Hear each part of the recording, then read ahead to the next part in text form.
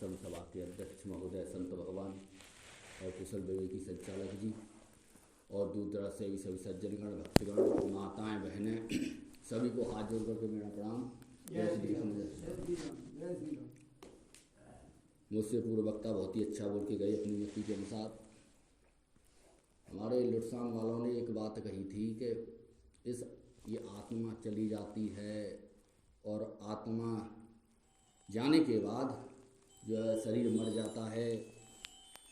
ये हमारी बात कुछ समझ में नहीं आई, क्योंकि गीता में भगवान श्री कृष्ण ने जो आत्मा का जो स्वरूप बताया है वो अचल बताया है, अचलो वयम, और स्थिर बताया है, स्थिर है, न आती है न जाती है न जन्मती है न मरती है, न जन्म है उसमें न मरना है उसमें। हाँ, ऐसा हो सकता है कि जन्मना और मरना किस में है। जन्मना और मरना जो हमको दिख रहा है वो इस शरीर के होने से ही तो दिख रहा है। जब शरीर नहीं था तब भी हम थे, परंतु जब हम ये नहीं कह सकते थे कि हम थे, क्योंकि हम पे हमारे पास बुद्धि नहीं थी, मन नहीं था, अंतःकरण नहीं था। क्योंकि कोई भी आभास होगा, कोई भी अगर चिदाभास होगा तो वो अंतःकरण के माध्यम से ही होगा। उसमें जितना भी ये प्रपंच खड़ा हुआ है वो सब चिदाभास में है। चिदाभास समझाने के लिए है, वास्तव में एक तत्व ही है। जैसे बहुत ही सरल तरीका से आपको बताएंगे, अगर समझ में आ जाए तो। ज़्यादा पीछे मत हट जाए, आगे तो ऐसा है कि जैसे कैसे समझाएं, जैसे ये कपड़ा है, अब इस कपड़े में हमने एक गांठ लगा दी।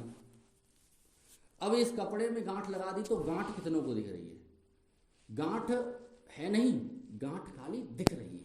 अभी बताया था हमारे बरौली वालों ने कि गांठ है नहीं, केवल दिख रही है। यहाँ पे दिख रही है, यहाँ पे क्या दिख रहा है? कपड़ा दिख रहा है। गांठ में भी कपड़ा है, लेकिन वास्तव में कपड़ा ही है, गांठ केवल प्रतीत हो रही है। उसी प्रकार से जब हम यहाँ पर, हमारा मन कोई कठिन नहीं है, अपने आप को जानना को बहुत ही सरल है। आत्मबोध से सरल इस दुनिया में कुछ भी नहीं है। किसी के होने के लिए किसी की आवश्यकता होती है, जो सभी का आश्रय है। ये कपड़ा इस गांठ का आश्रय है। अगर इस कपड़े को हटा दो तो गांठ क्या है? कुछ भी नहीं। उसी प्रकार से वो आत्मा, आत्म तत्व, ब्रह्म तत्व जो परमात्मा है, वो इस जगत का आश्रय है। अब ये गांठ यहां पर है, अब इस एक गांठ मैंने यहां पर लगा दी। ये सभी वेदांत के समझाने के वो हैं तरीके, लेकिन इससे हमको वाच्य अर्थ को छोड़ करके उस लक्ष्य अर्थ को पहचानना है। हर एक बात को हंस के टाल देना, क्योंकि मैंने देखा है प्राय सत्संगों में होता भी यही है कि कोई बात हमारी अगर समझ में नहीं आए तो उस बात को हम जो है रामायण के अनुसार हमको जूड़ी आ जाती है, क्योंकि हम समझ ही नहीं पाए, हम उसकी बुराई करते हैं। फिर ऐसा नहीं है। अगर आपके राम कथा समझ में नहीं आई तो आप अपना अज्ञान उस राम पर क्यों थोप रहे हो? उस राम कथा पे क्यों थोप रहे हो? यूँ कहिए कि हमारी समझ में नहीं आई, हम ही अज्ञानी थे। अब देखिए, ये गांठ एक यहाँ है और एक यहाँ है। अब आपका जो अंतःकरण है वहां पे भी कपड़ा है, वहां पे भी वो चेतन आत्मा है और यहाँ पे भी वो चेतन आत्मा है। परंतु होता क्या है, अब इसको मन के द्वारा समझिए। जैसे मन मेरा यहाँ पर है तो मैं समझूंगा यहाँ पे आ गया, और यहाँ पे आ गया, यहाँ पे आ गया, यहाँ पे आ गया, मैं यहाँ पे चढ़ गया था, अब यहाँ पे आ गया तुम यहाँ पे हो गया। तो परमात्मा तो सर्वत्र है। जहां जहां मन लग जाई सब माया जानो भाई। जहां जहां आपका मन होगा वहां तुम भी मौजूद हो गए। परंतु चक्कर क्या है, तुम उस मन में जो उठने वाले विचारों को देखोगे, आप अपने आप को नहीं देख पाओगे। जैसे कि आप इस वक्त गांठ को देख रहे हो, यहाँ पे तो आप समझ जाओगे कि ये गांठ दिख रही है, आप और नहीं गांठ मुझको नहीं दिख रही, मुझको तो कपड़ा दिख रहा है, लेकिन बहुत से आदमी ऐसे अज्ञानी भी हैं जो गांठ को ही देखते हैं, कपड़े को नहीं देखते। उसी प्रकार से हम भी ऐसे अज्ञानी हैं जो केवल और केवल मन और अंतकरण को देखना चाहते हैं, चिदाभास को देखना चाहते हैं। वो चेतन ऐसा नहीं है कुछ देर रहे कुछ देर ना रहे। आपका चेतन तो ऐसा है, अच्छे अच्छे ज्ञानियों का चेतन। मैं बता रहा हूँ, मुझको हंसी आती है। 16 तारीख में हम वहां पे गए थे उम्मीद नगरा, तो मैं चेतन हो गया। अरे चेतन होता भी है कोई? चेतन, चैतन्यता और चेतन में भिन्नता है। चिदाभास, हाँ चिदाभास कह सकते हो। चिदाभास को आप हिला डुला सकते हो। जैसे कहा कि सूर्य भगवान है, शीशा लगा दो तो वही सूर्य जो है दूसरी जगह दिख जाएगा, उसको शीशे को हिलाओ तो वो भी हिलने लगेगा। तो क्या वो सूर्य हिल रहा है? वो चिदाभासी तो हिल रहा है, परंतु लग ऐसा रहा है कि वो सूर्य हिल रहा है। तो चैतन्यता, तो चेतन हमेशा है, शुद्ध है, मुक्त है। केवल और केवल चिदाभास को समझना है। जब हम चिदाभास को अगर जान गए, समझ गए और उसके अंतर्गत उस चैतन्य को समझ गए, जैसे घड़े में मिट्टी को समझ गए। अगर मिट्टी घड़ा यूं कहे, एक घड़ा यूं कहे कि मुझे अपने स्वरूप की पहचान नहीं है, मैं कौन हूं। अब वो घड़ा यूं कहे मैं घड़ा हूं तो मरेगा। अगर वो ये कहता है कि मैं मिट्टी हूं, समझ करके, ऐसे नहीं समझ करके कहे कि मैं मिट्टी हूं, मेरा नाश तीनों कालों में नहीं। इस शरीर का नाश होगा, इस घट का नाश होगा, लेकिन मिट्टी का नाश नहीं है। मृत्यु भी अज्ञान का नाम है नहीं, क्योंकि मृत्यु भी ज्ञान के ही आश्रित है।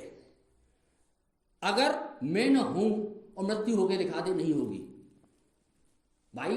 उस मृत्यु का होना जो हमको भ्रम सा दिख रहा है, वो मैं अगर हमारे होते, अगर मृत्यु हो जाए तो हम कहां मरे फिर? मृत्यु भी है नहीं, केवल भासती है। तो समझाना ये चाहते हैं सभी ग्रंथ और शास्त्र। भगवान श्री कृष्ण कहते हैं सभी के अंदर मैं हूं, सभी के अंदर मैं हूं और सब में मैं हूं और मुझ में सब है, मुझसे ही ये सब है। इसको समझने के लिए उसी का उदाहरण देंगे। जैसे अब जल के ऊपर ले या पानी के ऊपर, ये उदाहरण है। जैसे लहर में पानी ही पानी है, बिना पानी के लहर नहीं है। उसी प्रकार से उस परमात्मा के बिना, उस परमात्मा के बिना इस संसार की कल्पना हो सकती है? नहीं हो सकती। जब ही तो कहा है अष्टावक्र गीता में, उस आत्मा में ये संसार कल्पित है। उस आत्मा में, उस मन में नहीं कहा, उस अंतकरण में नहीं कहा, उस आत्मा में ये संसार, ये जो दिख रहा है, ये प्रपंच, ये सब मतलब जो है कल्पित है। हमारी कल्पना, जैसे हम कल्पना करें यहाँ बैठे बैठे अपने घर की, तो क्या वो घर आ गया? लेकिन घर यहाँ पे तो है नहीं। घर है भी और नहीं भी, लेकिन वो आपकी कल्पनाओं में ही। तो इसी प्रकार से जब ये चौपाई जो पढ़ते तो हैं, रामायण भी पढ़ते हैं, सब कहें, लेकिन अर्थ नहीं करते, अनर्थ ज़्यादा करते हैं। कि उमा कहूँ में अनुभव अपना, भगवान शंकर कहते हैं कि उमा मैं अपना अनुभव कहता हूँ। उमा कहूँ में अनुभव अपना, सत हरि भजन। सत हरि भजन मतलब उस आत्मा को कह रहे हैं। सत हरि भजन जगत सब सपना। क्या हमने इसको सपना जान लिया? सपना जैसा हमको क्या लगता है? थोड़ा सा भी दुख आ जाए, थोड़ा सा भी सुख आ जाए तो हम बोराते हैं, थोड़ा सा दुख आ जाए तो हम जो है बहुत ही मतलब व्याकुल हो उठते हैं, विचलित हो उठते हैं। तो गीता में कहा गया है कि जिसका मन सभी सुखों से और दुखों से विचलित नहीं होता, ऐसा अचल, ऐसा धीर पुरुष उसमें स्थित है, उस स्थित प्रज्ञ है।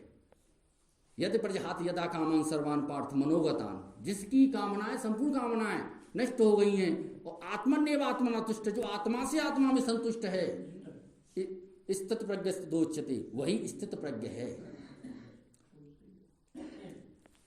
भगवान ने कहा है और भक्ति के लिए भी कहा है। भक्ति के लिए, भक्ति में भी भ्रम है, कई भ्रम हैं। सबसे बड़ी भक्ति की भ्रांति ये है कि हमने भक्ति को केवल ये समझ रखा है कि हम भक्त जब होंगे जब हम कुछ बन जाएंगे। वास्तव में भक्ति का अर्थ है अथातो ब्रह्म जिज्ञासा, उस परमात्मा के प्रति लगन। और बिन सत्संग न पावे प्राणी, भक्ति स्वतंत्र सकल सुख खानी। तो सत्संग क्या करता है, हम में लगन पैदा करता है। मैं तो अपने ऊपर घटाता बढ़ाता हूँ भाई। जब मेरी माँ ने मुझसे कहा, जब मेरी पढ़ाई छोड़ी, क्योंकि मैं हार्ट पेशेंट था, मैं बड़े भाग्यशाली समझता हूँ, अपनी माँ मेरी पहली गुरु है, तो कहा कि आप ऐसे ही डोलोगे बाया दैया, इससे बढ़िया तू सत्संग में चला जाए। अगर तो मैं सत्संग में जाया करता था। 2010-8 की बात है ये। तो जब से मैं जुड़ा इस सत्संग से, और फिर वेद प्रकाश पंडित जी मिल गए, बड़ी सौभाग्य की बात थी, उनसे भी बहुत कुछ पाया।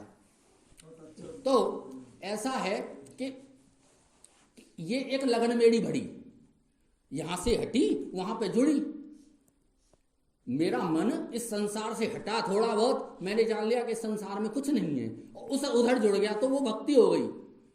कोई बनता है मोदी भक्त, इस तरीके से भी समझा रहा हूं आपको, अगर समझ में ना आए। कोई है मोदी भक्त, कोई है राहुल भक्त। तो भक्त का मतलब वो हमको प्यारा लगता है, वो उसमें हमारी लगन है, उसमें हमारी जिज्ञासा है, उसको हमको जानने की जिज्ञासा है।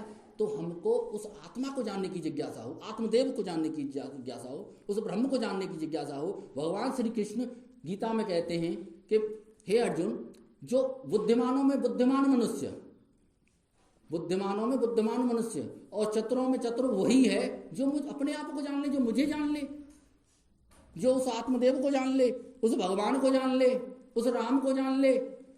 झूठे साथ जाए बिन जाने, झूठे साच जाए बिन जाने, जू रज्जू कहा है आगे, जिम पहचाने।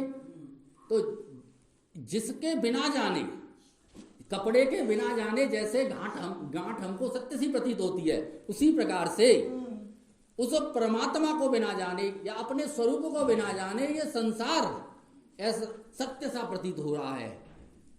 उस परमात्मा को जान करके ही ये सब बंधन हमारे कटेंगे, तभी हम मुक्त होंगे। इन्हीं शब्दों के साथ मैं अपनी वाणी को विराम देता हूँ। जय श्री कृष्ण, जय श्री राधे।